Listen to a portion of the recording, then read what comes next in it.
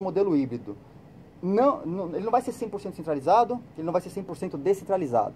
Talvez você tenha um híbrido no meio do caminho acontecendo. E o blockchain como protocolo? Então, as pessoas começaram a ver que o blockchain dava para fazer mais coisas do que somente a transação financeira de criptomoedas. Nesse aspecto, começaram a surgir alguns novos modelos de negócio para a inclusão financeira. O pessoal começou a olhar para um negócio chamado de contratos inteligentes.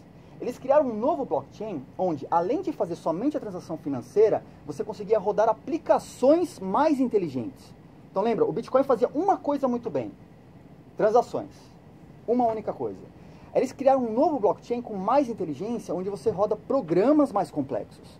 E esses programas rodam da mesma maneira, de maneira descentralizada e distribuída em milhares de computadores. É como se você tivesse um computador gigantesco na internet. Então você joga a informação, essa informação vai ser computada por algum computador que está conectado nessa rede, tá? Ela vai ser processada e vai te devolver o resultado. Com isso, você tem, na verdade, um grande computador imparável na internet. Tá? Lógico que hoje esse computador ele tem uma capacidade computacional ainda baixa. A gente acredita que isso vai evoluir nos próximos anos. E quando você começa a utilizar o blockchain para outras coisas que não somente os fins financeiros, você tem uma gama imensa de usos potenciais. Tá? Por exemplo, tracking de objetos físicos.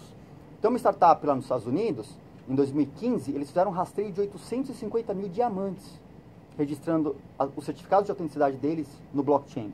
Então, em caso de desvio, você podia pegar o certificado, o diamante, olhar quem era quem, e aquela autenticidade já estava registrada em blockchain. Mesmo que fraudassem o certificado, a autenticidade dele estava lá, tá? Com um carimbo de tempo, provando que aquele diamante era ou não era ele.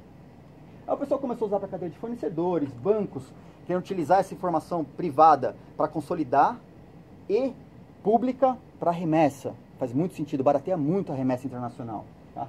Utilizando para votação e acompanhamento transparente de votações privadas e públicas, acompanhamento de fluxos comerciais, registros públicos, e é um pedacinho aqui que a gente atua com o Original My, onde você pode, por exemplo, registrar um imóvel nessa plataforma, tá?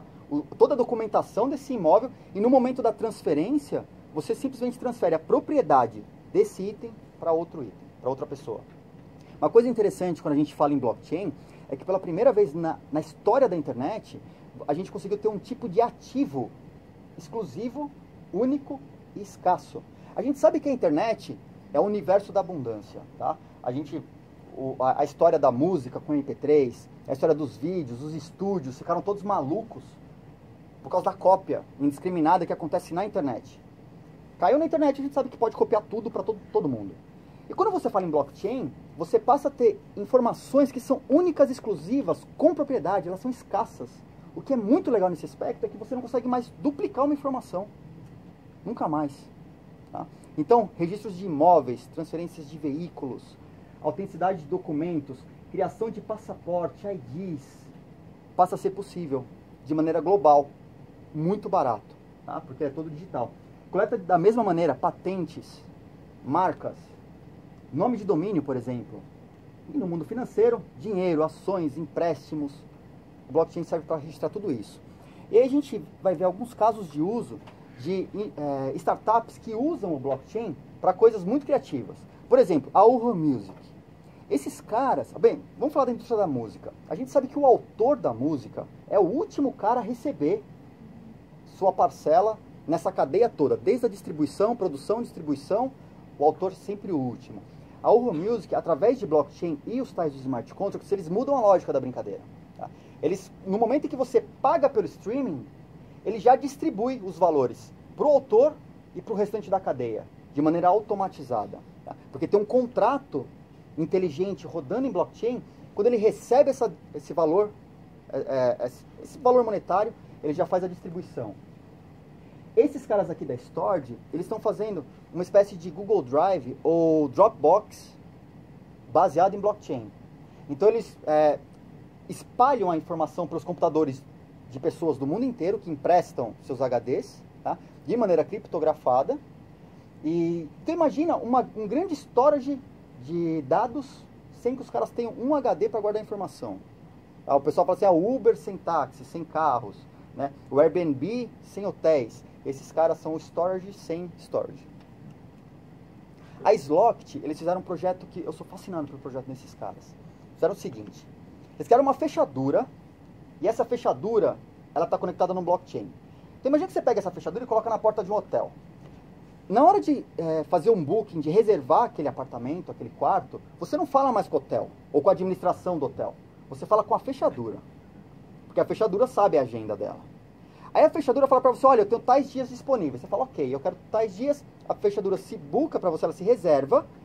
E fala assim, ó, então me paga X. Você manda o dinheiro para a fechadura. Você não manda para a empresa, você manda direto para a fechadura. Tá? A fechadura te manda de volta a chave de acesso. Essa fechadura ela é tão inteligente que se ela tiver algum dano em algum sensor, ela licita o mercado e contrata a empresa de manutenção. E paga para a empresa porque ela tem o dinheiro.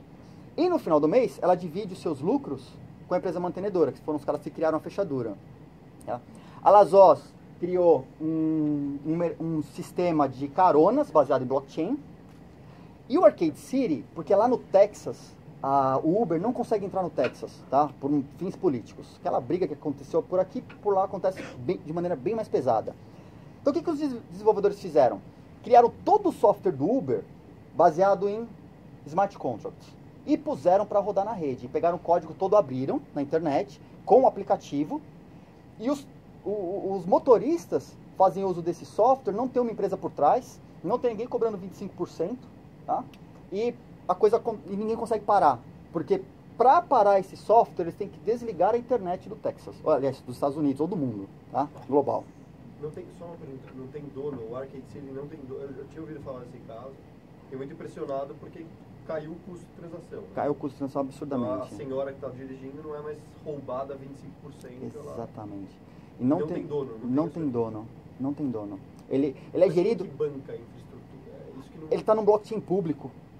Esses blockchains públicos que já estão consolidados, eles bancam, eles têm a estrutura de... a gente chama de mineradores, mas são auditores da rede. Eles têm toda a estrutura de auditoria da própria rede, com os usuários da rede. Então você paga uma transação para a rede só. E a rede autogere esse negócio. O seu computador pode estar ajudando a processar. Exatamente. Então essa é outra pergunta.